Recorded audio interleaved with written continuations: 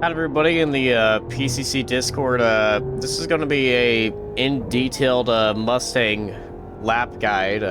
Not as fast as Kevin's, but a more in-detailed on what I'm looking for when driving around Okayama or Okayama. I've been told I say it wrong all the time, but I'm American, so we're going across start finish line, and our first braking marker is the 100-meter board on the left-hand side of the track. You can also use the bridge at the very top. Do not use a shadow. Using shadows is 100% way to get lost because shadows move throughout the day.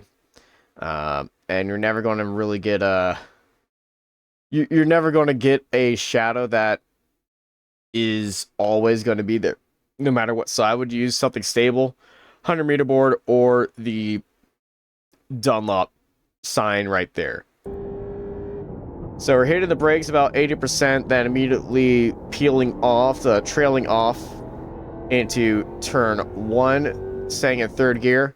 Our second turn is pretty much after the Advent sign.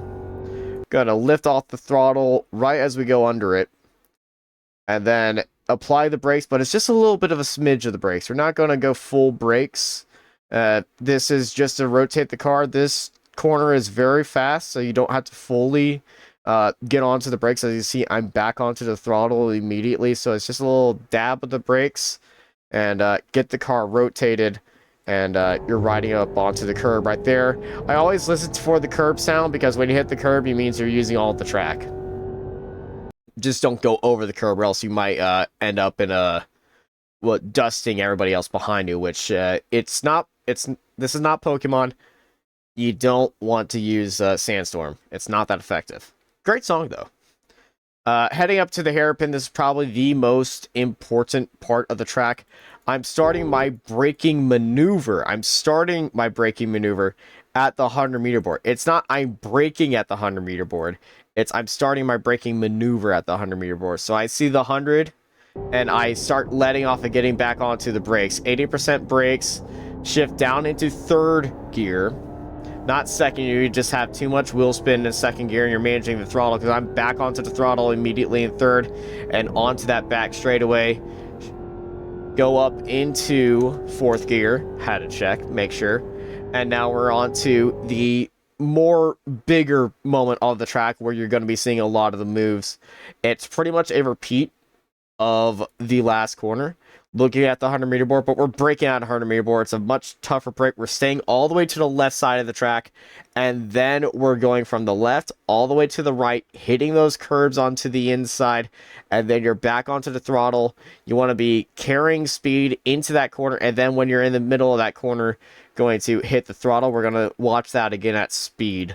So here we go right now into the first hairpin, break at 100-meter, shift down into 2nd gear, trail off into the curbs, and once you hit the apex, get onto the throttle.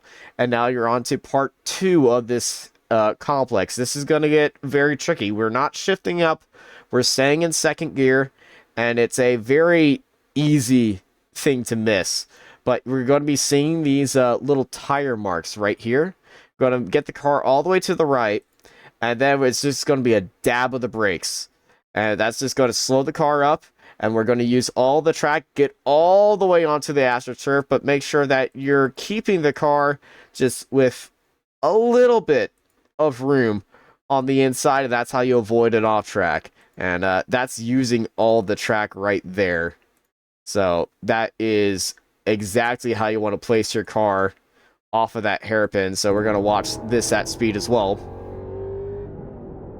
Dab of the brakes, back onto the throttle slowly, use all the track, shifting up into 3rd right here, because you're carrying a lot of speed. If you stay in 2nd, you're going to be losing some of it out. And also the shift up into 3rd, it kind of helps with just leveling the car out for this next shoot. I tried it in 2nd gear. I've tried it in staying at 3rd, and the 3rd gear won out pretty much every time. 2nd gear feels faster because it's louder. It's not faster because you're carrying more revs into this corner than the last corner. So shifting up into 3rd as we're heading into this corner, and we're onto this little short chute. We're gonna look at that again, and it's pretty much our braking starts right after we cross this little curb right here.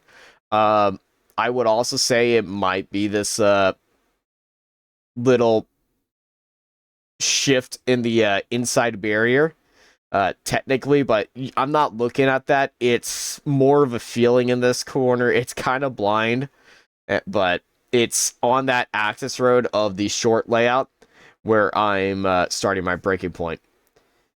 Next corner is my favorite corner. It's the dueling hairpins, I like to call them. And we're braking at the 50 marker, going down to second gear, hitting those apex curbs and getting onto the throttle, and then we're just lifting off, coasting on the brakes a bit, getting onto this apex curves, and nailing that exit. This is where you're going to be losing or making a lot of your time, in my experiences on iRacing. I found out that if you really nail these corners, it's the slowest, it's the trickiest. You're going to be gaining a lot of time. I brake at the 50 marker. You can brake later, but you don't want to be carrying too much speed because you're going to be missing this hairpin. But as you can see, I'm already onto the throttle as I'm on the curves, but just not too much throttle, because if you're on too much throttle, that's going to be wheel spin. That's going to be a tire life out of your tires. And then for the second hairpin, after you go through the first, we are just going to, once we hit the middle of the track, dab with the brakes, and then just hold that inside line, clip those curbs, and back onto the throttle. And we're heading onto my favorite corner of the track, turn 16, also known as Mike Knight corner. No relation. And this is just a lift. I'm staying on the throttle, but it's, if you're looking at my throttle trace right here, watch my leg spasm right there. But 100%, 100%, 100%. When we turn in, I lift off just a smidge, because if you look at my wheel, I sit high up, but I have my wheel active. So I watch my wheel right here. If you're not lifting through here, you take too much speed, you're going to cause oversteer. You're going to have a little bit of correction, and that's what I had to do right there with that little bit of correction. So you might want to lift, hit that inside curb, but don't hit it too hard, or else you're going to go into the Ringley Brothers family circus and go too well and actually hit the curb right here. Just a little bit. Yeah, just a little bit, and that will upset the car. And then for the final corner, which I'm going to be honest, my first times on iRacing, this final corner was my bane of my existence. I could never get this right when I was first on iRacing. So I'm gonna break it to you. See this little darker green piece of AstroTurf? That's your braking marker. I've always been cautious through here, but right there, start your brake, 50% brake, stay in third gear, hit this exit curb, and back onto the throttle, and onto the front straightaway. And that is a lap around Okayama, and we're going to restart this lap, and I'm going to just give it to you at speed.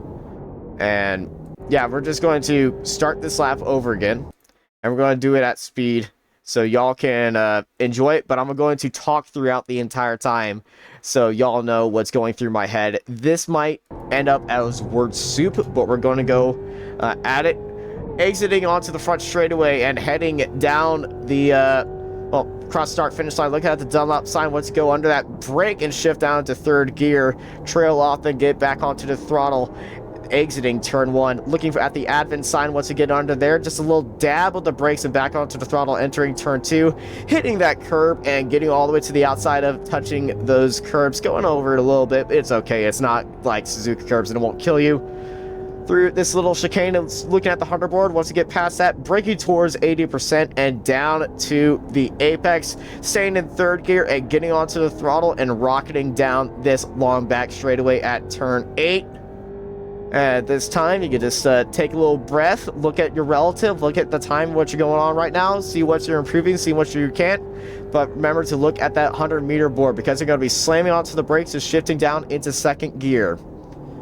Once you're down into second gear, just get onto the throttle and onto the apex. Stay in second gear. Look at those tire marks and flinging it through there, using all the track, shift up into third, use all the track once more, get all the way out to the curbs on the exit, staying inside the track limits, and looking for that 50-meter board and shifting down once again into second gear. Looking for those inside curbs once again, going all the way to the outside, staying in the middle of the track, because if you're using all the track right there, you're going to be losing time.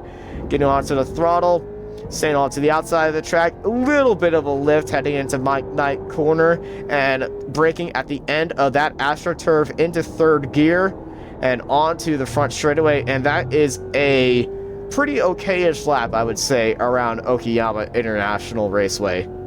Okay, everybody, and I hope y'all have a good night.